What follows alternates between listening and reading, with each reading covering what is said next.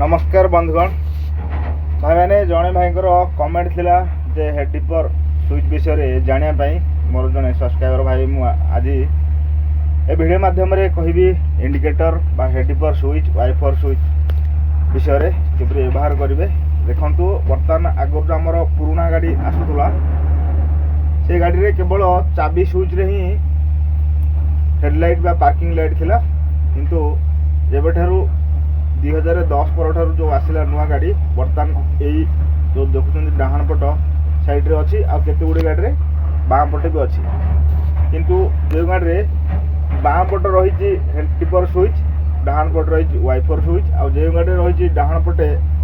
Headlight बा indicator switch balm पटे रही तार वाइपर स्विच। देखु प्रथम जो हेड डिपर स्विच अच्छी आपको प्रथम गोटे स्टेप मोड़िले ये जलिला आमर पार्किंग तापर सेकेंड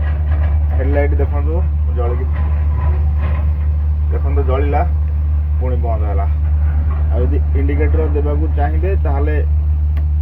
निज आड़ को भिड़े राइट साइड इंडिकेटर जलिबो आ तार एपट को भिड़े बाम पट साइड इंडिकेटर जलिबो। आ जो पुराणा गाड़ी आसुला आमर वाइपर स्विच केवल यही गोटे स्विच थिला से गोटे स्विच रे चलुला। बर्तमान ये आर 3टा स्टेप अच्छी वर्षार परिमाण अनुसार आपको जी चाहे व्यवहार करेंगे। गोटे रहा फास्ट माने स्लो आ गोटे रहा मीडियम आ गोटे रहा हाई बुझीपारे ये हूँ वाइपर स्विच